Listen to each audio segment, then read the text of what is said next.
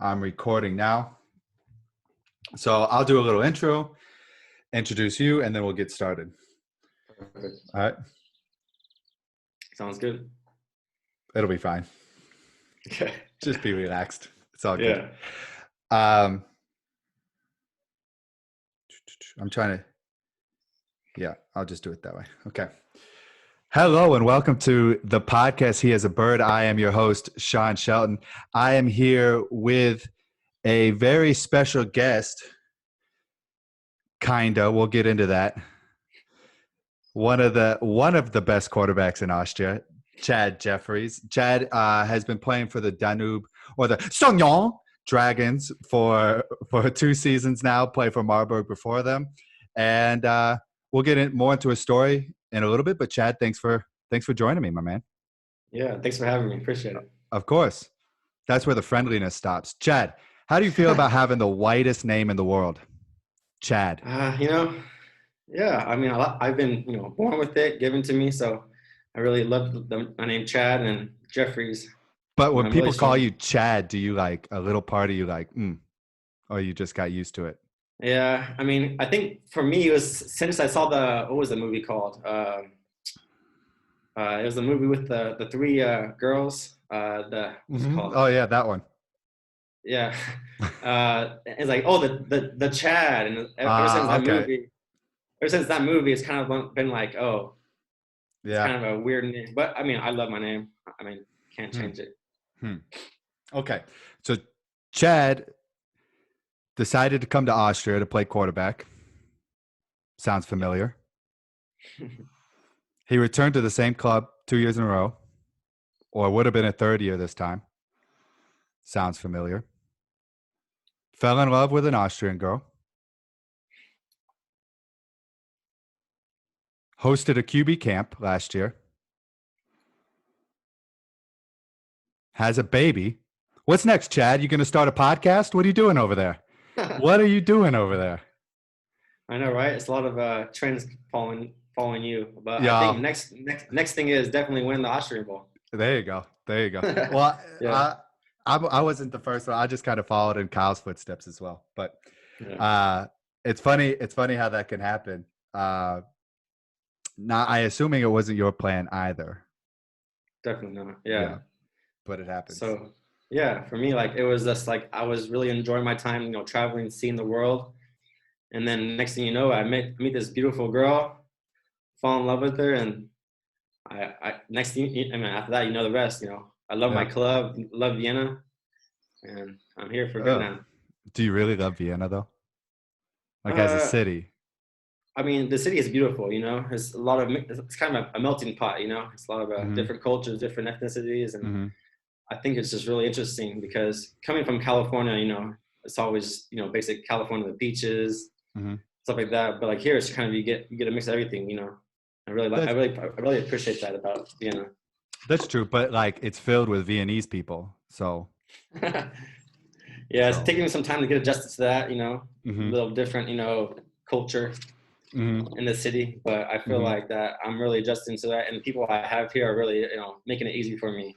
My teammates, my girlfriend and her family, and all that. So.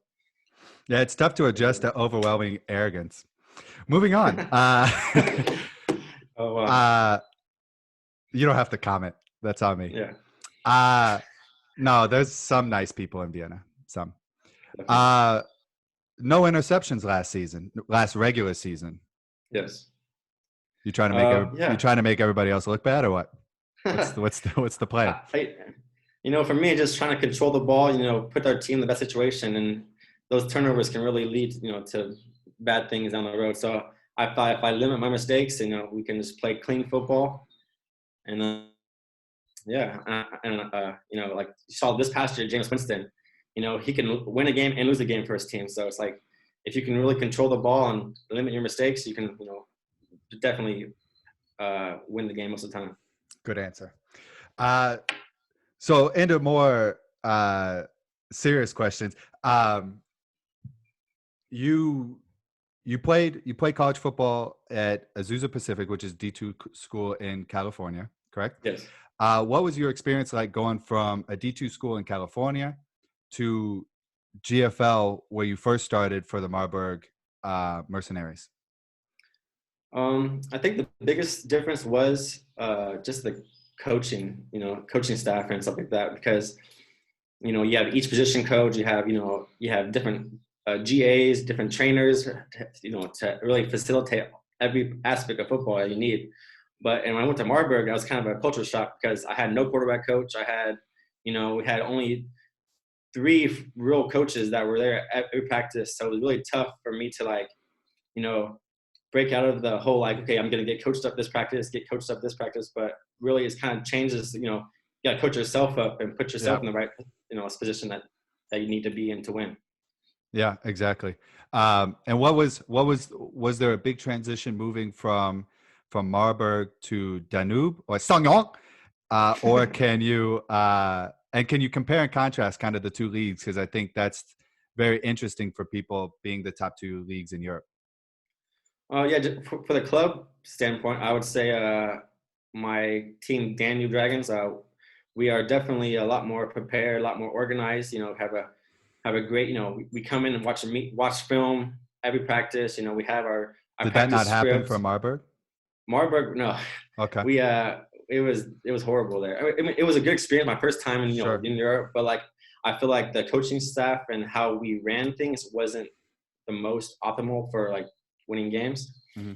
So to come into Danube was kind of really good to get that structure back and really get those coaches that you need to be better. Yeah, I think that's a yeah. consistent thing between Austria and Germany. What I've heard a lot of Yeah. imports or just players in general say.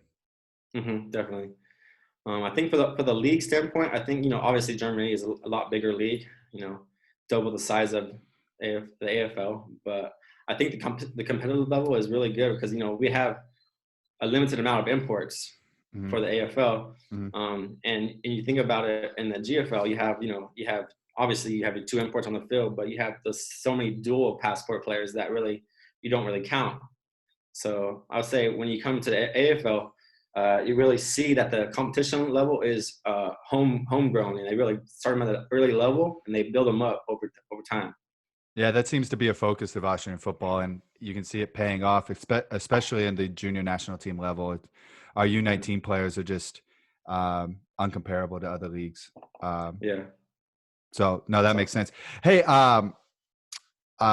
is there ever a time where you look at your helmet or right before you put it on a game and you see the logo on the side of your helmet and you think who designed this? I wouldn't say that. Okay. I definitely over the past couple of years, I've really grown to like the dragons. It's kind of an old school look. Is that what you would call it? Yeah, I would definitely call it that. Okay. Seeing the Seattle Dragons mascot and comparing to ours, I definitely would go with ours. That would be very surprising to me. Seattle Dragons. Yeah. Oh, okay. You're not wrong, but you're not right either. I don't know. I don't know if I'll go with yours. Really? It's your. I've asked several people about it. Is there talks of changing it, or is it just hey, this is our super ugly logo? I think there was talks in the past, but I think we really stuck with the dragon. I mean, you never know with a new sponsorship with the SSANGYONG Dragons. Sure, you could. Like that.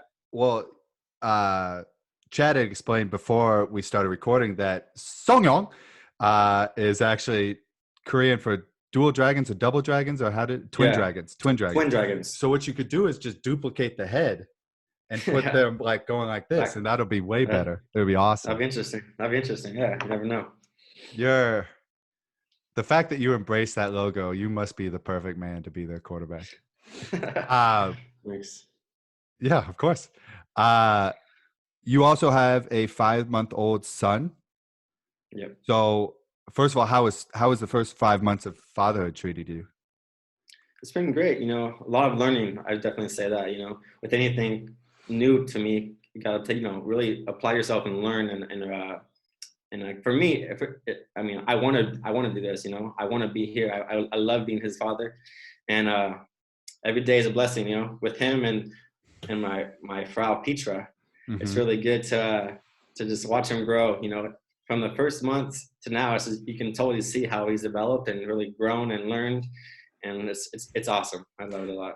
How is it being an American raising a child in a foreign country? Is I mean, not that you have anything to compare it to, but has there been any challenges or surprises, or even something with the language that was unique, you think, or is unique to your situation? Um, I think just for him, you know, growing up with two languages spoken at home, it's going to be a really, you know, beneficial for him because when he goes to school, he's already knowing English. He already, you know, really fluent in German. Mm-hmm. And also, I would say right now he's dual citizenship. So once he's 18, he has to decide if he wants to Mm-hmm.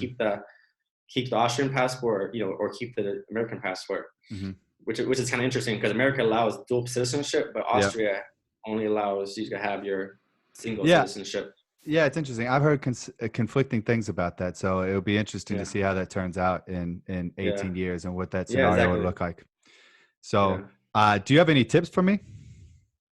Because I'm I joining the mean, team here pretty soon. yeah, you know, just take every day you have with it and enjoy it. You know, I mean, Mhm. I'm not sure if you're gonna have a boy or girl yet, but I will have a little girl. oh, nice, Yeah, so congrats, we man. found that out a couple weeks ago. So Oh wow, it'll be a little girl. It's been crazy. I've had to completely. I've always pictured a boy. You know, like I don't know. It was just yeah, when I was like, man, I'm gonna be father. It's gonna be a little boy. And so yeah, I've had to completely 180 it. Not that I definitely would have preferred a boy first. I made that very clear yeah, to people close to me. But yeah,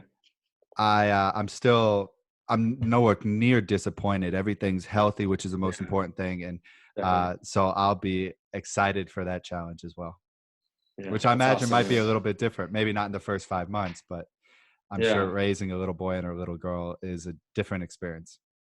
yeah, definitely. I mean, for me, just when I first held him in my arms, I just got that, you know, that honest, like the pure happiness, you know. Mhm. I never got that before, Mhm. and just holding him, and it was like nothing I can explain, you know.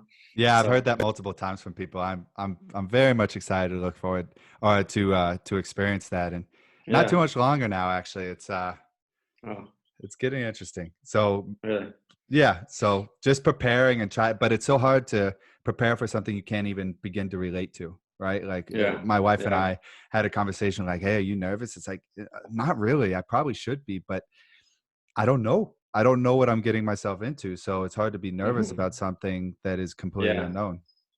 Yeah, definitely. For me, I was never really nervous leading up to it, but once like the day came and like, okay, it's go time. You know, it definitely hit me, and I was like, okay, this is happening. Just take a deep breath. I was in the birthing room, and Yeah. I was like on so many different feelings. I was like, my heart was racing. I was almost gonna pass out on the floor. It was a crazy experience, but I'm definitely glad I experienced that. Sure. I'm sure mine will be similar. Hmm. Changing topics. How would you define yourself as a quarterback? Or like if you had to explain your style of play, how would you Yeah. do it? For me, I would say definitely, I'm a mobile quarterback that can always wants to throw first. So Mm-hmm.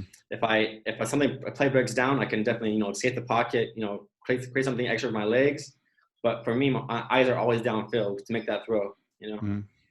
So for me, I think that it's so difficult for defense to cover that because I create so many different opportunities for the offense. Um, I think it's a necessity in Europe too, to be able to have the yeah. capability of either extending plays or Hmm. extending drives with your legs, because Yeah. I think I'm in one of the more fortunate scenarios with my O line, Hmm. but O line having five experienced O linemen is a rarity in Yeah. Europe. So being able to do that, I think, is a necessity. Yeah, definitely. And you had a great line coach in Lee, Hmm. and he really taught them well. And I sat with him last year in the Austrian coaching convention, and just hearing how he spoke about the offense and stuff like that was really interesting. Hmm. So I think, and we have two guys now or three guys on the national national Austrian team. So it's really cool. Like they last year they kind of picked his brain a little bit and really got to see what he taught them, and they Right. can bring that back to our offense and really instill those things that they take from him. Absolutely. So for the Dragons, since I've been in Austria, 2015 they were 2-6. 2016 they were 3-7. 2017 they were 4-6. And then you arrived in 18 and you have 2 years of 6-4. So obviously the Dragons are heading in the right direction over the course of the past 5 seasons. But what do you think needs to happen in order to take that next step, whatever that next step might be? First of all, honestly, what is the next step? You know, I assume not leaving in the semifinals. Yeah. But how would you define the next step? Yeah, for me, having those 2 losses in semifinals to the Raiders back-to-back years is tough because you guys are always competitive, always one of the top teams in Europe. So I think just for us getting the luck of the draw, not really getting you guys in the semifinals would be a great, a good plus for us. But I think besides that, it's just I think now we have some more continuity guys, and we have we know who we are now. We have the coaches of the same for 3 years now. We have the same players, same quarterbacks. I think we're really gelling well now as an offense and defense, and we can really take the next step. We have a a name sponsor which really gives us a leg up than before, because always kind of fighting for every penny and dollar that we can get. Yeah. Which but I think now we have our own place. Now we have our own donut field, our own facility, our own gym, our own meeting rooms, which really gives us a leg up than the past years. Yeah, absolutely. I mean, it seems like Danube is doing everything right, and it's just a matter of time. But I think what do you think? You had mentioned that you had played the Raiders twice in a row in semifinals. Reason being, you guys have finished consecutive in 4th place, I believe, or at least in the area where you'd have to play the first seed. What are the things that you would have to do, or in the regular season, in order to finish a 2nd or a 3rd? Because it always seems like you're right there against us, against the Raiders, and against the Vikings last year in the regular season, to give yourself a better seed where you might even have a home semifinal game, or at least not play the number 1 seed. Like what can you guys do to win that big game that just seems to be elusive for you guys? I think for us, we taking care of business, with the Modlins and the Toronto Steel Sharks. You guys beat who you're supposed to beat. Yeah, but it's always comes down to, like, we played the Vikings past, Yeah, that was twice last year. We lost to them, and that was tough. So I think it's always coming down to, like, playing the Vikings. For us, we haven't beat them in I don't know how many 18 facings against them. So yeah, it's tough. So I think for us, really is beating the Vikings, and then ultimately finishing in top two seeds at the end of the regular season. Not playing the quarterfinal is extremely beneficial as well. Yeah, extremely definitely. beneficial. Good. And so now you're in your. This would have been the 3rd season, or hopefully we still have your 3rd season, our 3rd season, or our season in general. You've already played in Europe for 3 seasons. What's your plan moving forward? You have dabbled in quarterback camps. You still have plenty of years left to play if you choose to, I believe. So what can we expect out of Chad Jeffries in the future? That's an interesting question. I think for me, it's just focusing on right now. What this season has for us, really giving all I got, because I think we're so close to a championship and so close to really making the Austrian Bowl that if we can just focus on this season and put everything we got into it, that our goals are going to happen. But besides this season, I think I have a couple more years left in the tank. I definitely want to be an ambassador and helping out football grow in Europe. I have my quarterback camps, pass to win, and quarterback receiver camps going on.